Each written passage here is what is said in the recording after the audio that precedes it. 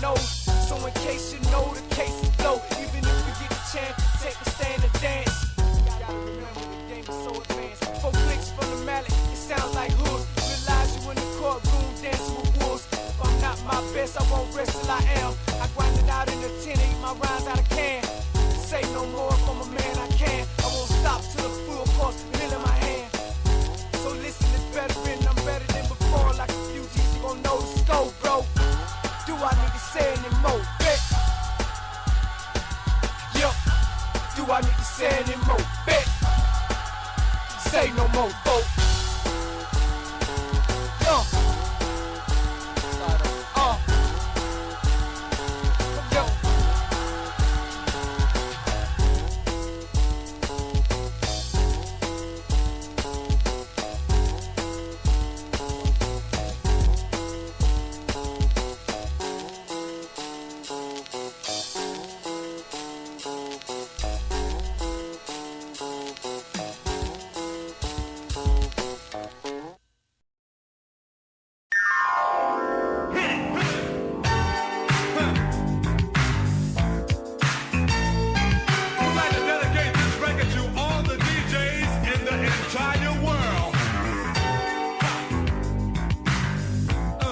All right, welcome back to the show. This is a, all right, so we got everything figured out, man. We actually figured out some real serious shit just now.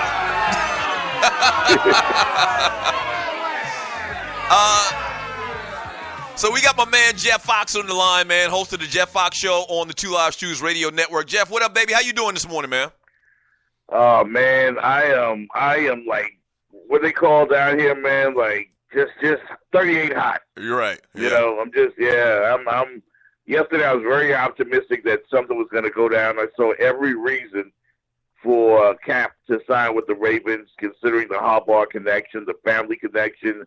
He issued a statement that they had been speaking throughout the summer, and they signed some guy from some league we never heard of. Yeah. Yeah, that's just having stuff thrown in your face, man. It's embarrassing. I think shit is about to hit the fan, man. I think we need to do something. Yeah. The players in the NFL need to do something. Yeah, and we got my man Jeff Fox on the line, host of the Jeff Fox Show. Fantastic show, by the way, if you've never heard it. You can hear all of the shows on the Two Live Stews Radio Network by going to the Two Live Stews, twolivestewsradio.com.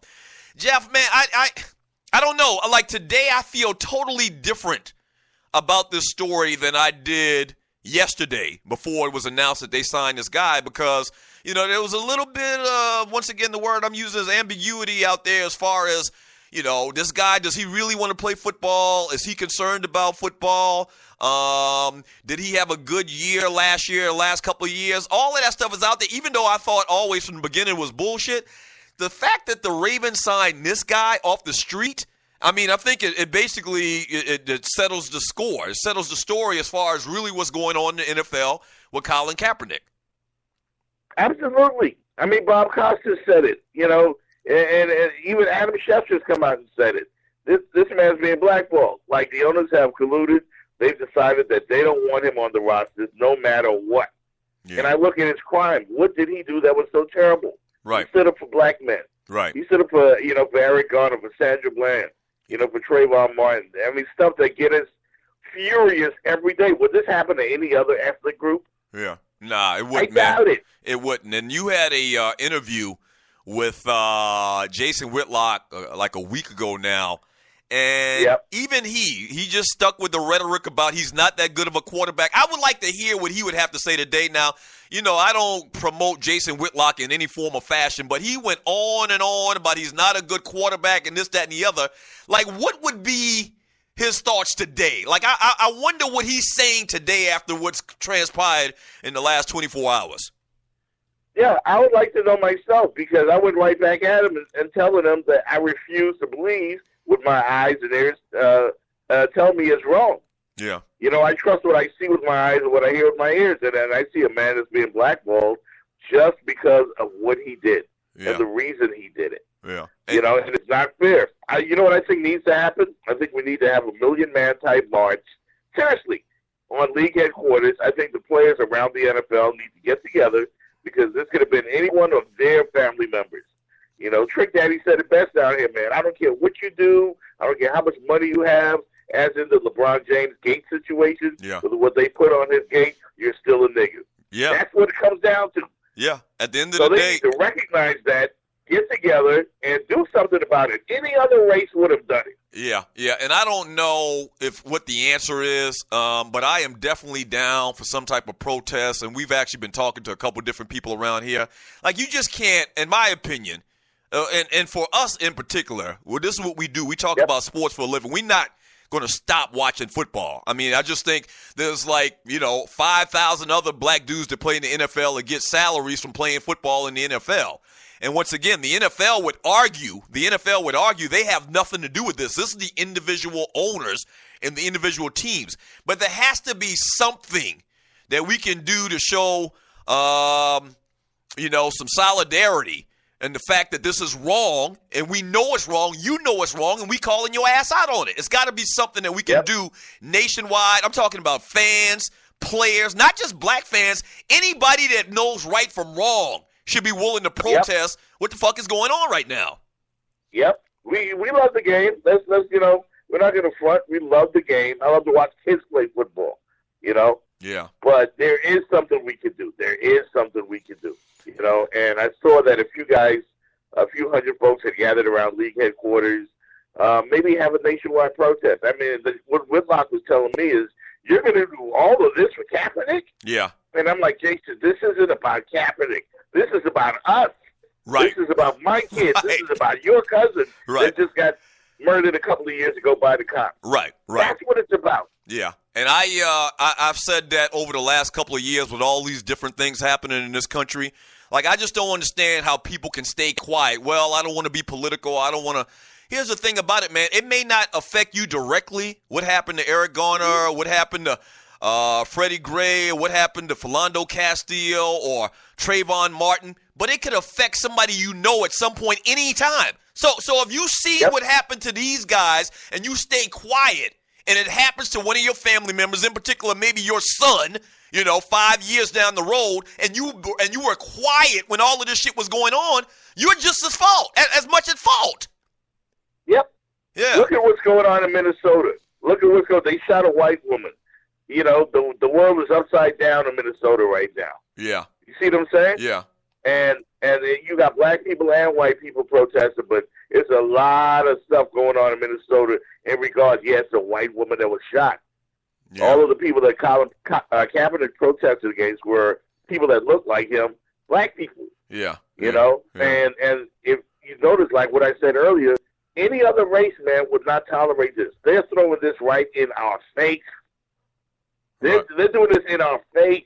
Yeah. And if I was an athlete of the NFL, man, I would tell my colleagues, look, man, I'm just worried about my contract and this, and this. Right. I mean, that's selfish. Right. It's very selfish. Shame on you. And I mean, shame on them. The last thing you should do right now, if you're an NFL player, a black NFL player right now in particular, is to be quiet and not speak out. And those Bennett boys, man, have been very vocal about it. And we need more guys like that, man. It just doesn't make sense. And if you don't say anything, why would you expect it to change? What's the definition of insanity? Doing something the same way and expecting a different outcome. Squeaky wheel gets to all. I'm from the country. There's all type of different, phrases and axioms that we use all throughout our life. Squeaky wheel gets to oil. If you just be quiet and be like, it's cool, it doesn't affect me, which is bullshit, then nothing's going to change, man. It's crazy, man. And here's why I think it could have an effect. The NFL hates bad publicity. They hate that. They detest any kind of bad publicity. All they care about is the bottom line, which is making money. And if you can get some type of national protest going on in support of Colin Kaepernick, they're going to panic. I get it. They're the most powerful league in sports. Right. And maybe I used the wrong word in panic, but they're going to want to address it. Yeah. They're going to want to, put a stopgap or something. And, hey, listen, somebody signed this dude. We don't need this. Yeah, here's the thing because about this can grow into something really, really big. Right, but here's the thing about it, though, Jeff, and this is the problem we always run into, man, as a people, and it's like a catch-22. we're only like 11% of the population. And if you watch what's going on in D.C. with that whole Native American thing with the logo, man, the reason why it doesn't get any press and people don't give a shit is because they don't have a voice. And we have a voice now. We'll damn pitch a fit. We'll talk a lot of shit. We'll scream at the top of the mountain or whatever. But at the end of the day, the NFL is trying to appease, and I believe these owners, man, and everybody is just wanting to appease the masses.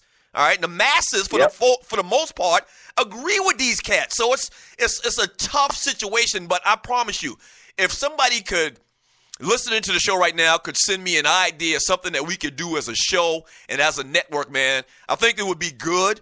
I think it would be great. I don't know how much of a dent or how big of a story we can make it into, man. But I am 100% down for doing and protesting in some type of way about this, man, on a national level. You know what I believe? I believe it's not the GMs, it's not the front office people, it's the owners. It's the owners. Yeah. It's the owners that want to protect their bottom line. Teams, if you're a football guy, think about it. You know, and Colin Kaepernick is out there, you know, and you have, I don't know, Orlovsky or one of those twin brothers that always seem to get jobs, you know. Right. Or Geno Smith or somebody. I mean, you got Colin Kaepernick out there. I mean, if you're a football executive, you know this guy can help your team. Yeah. You know he can at least be the third-string quarterback on your team. Right. Yeah. You know, it's not football that's keeping Colin Kaepernick off these rosters. It's these owners. Yeah. And they've told their front office people, no. Yeah. That's what it is. Yeah. And something needs to be done to draw attention to it. Yeah. All right, Jeff, I'm going to be talking to you more, man, and other cats on the network, and we're going to brainstorm, man. Jeff, I appreciate the call, brother. No doubt, man. Keep it going. There, my man, Jeff Fox right there, host of the Jeff Fox Show. On